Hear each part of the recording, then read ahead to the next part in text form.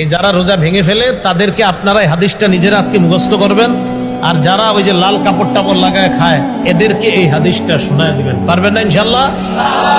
বাংলাটা মুখস্থ রাখতে পারবেন তো? বাস, শেষের অংশটা মুখস্থ রাখলেই চলবে, শুধু শেষের জায়গাটা মুখস্থ রাখলে চলবে। আমি বলছি মন দিয়ে শুনুন। রাসূলুল্লাহ সাল্লাল্লাহু আলাইহি সাল্লাম বলেন, আমি ঘুমিয়েছিলাম, স্বপ্নে দুই ব্যক্তি আমার কাছে এসেছে, আমার দুই বাহু ধরে আমাকে টেনে নিয়ে গেছে, দুর্গম একটা পাহাড়ের কাছে আনছে। ওই পাহাড়ের কাছে যাওয়ার পর আমি পাহাড়ের সামনে দাঁড়িয়ে রইলাম। আমাকে ওই দুইজন বললেন, আপনি পাহাড়ে ওঠেন। আমি বললাম, আমি উঠতে পারবো না। তারা দুইজন আমাকে বললেন, আমরা এই পাহাড়ে যেন আপনি উঠতে পারেন, এই ওঠাটা আমরা আপনার জন্য সহজ করে দিব, আমরা সাপোর্ট দিব, আপনি ওঠেন। রাসূলুল্লাহ সাল্লাল্লাহু আলাইহি সাল্লাম বলেন, ফাসাইদতু, আমি পাহাড়ে উঠলাম।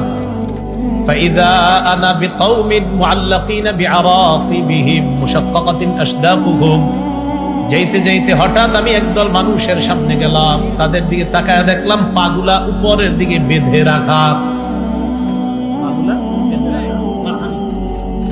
আর কি দেখেন? পা উপরে মাথা নিচে। মুশাক্কাকাতিন আশদাকুহুম, এই দুই পাশের যে দুই গাল, এই দুই গাল করাত দ্বারা চিরতেছে। উপরে পাগুলা, নিচে ঝুলন্ত, তো এইভাবে আপনার গাল ছিঁড়তেছে।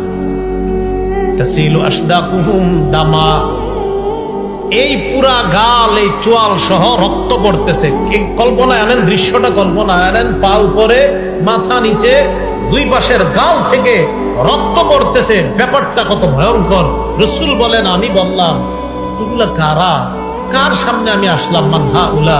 ফেরেশতারা জবাব দিলেন, আল্লাযীনা ইফতিরুনা ক্বাবলা তাহিল্লাতি সাওমিহিম, হুজুর এরা তারা যারা ইফতারির সময় হওয়ার আগেই ইচ্ছাকৃতভাবে রোজা ভেঙে ফেলে, এরা তারা। আর যারা রোজা রাখে না তাদের অবস্থা তো আরো ভয়ঙ্কর। রাসূল বলেন, একদল হুজুর ইচ্ছাকৃতভাবে রোজার সাথে তামাশা করে, ইচ্ছা করে রাখা, মন চায় আমি রাখবো, মন চায় রাখবো না, ইচ্ছা করে যারা ভেঙে ফেলে, এদের এই অবস্থা, এটা চলতেই থাকবে। পাগুলা উপরের দিকে দেওয়া, মাথা নিচের দিকে দেওয়া, দুই পাশের গাল বেয়ে বেয়ে রক্ত পড়তেছে। এরা কারা? যারা ইচ্ছাকৃতভাবে রোজা ভেঙে ফেলে।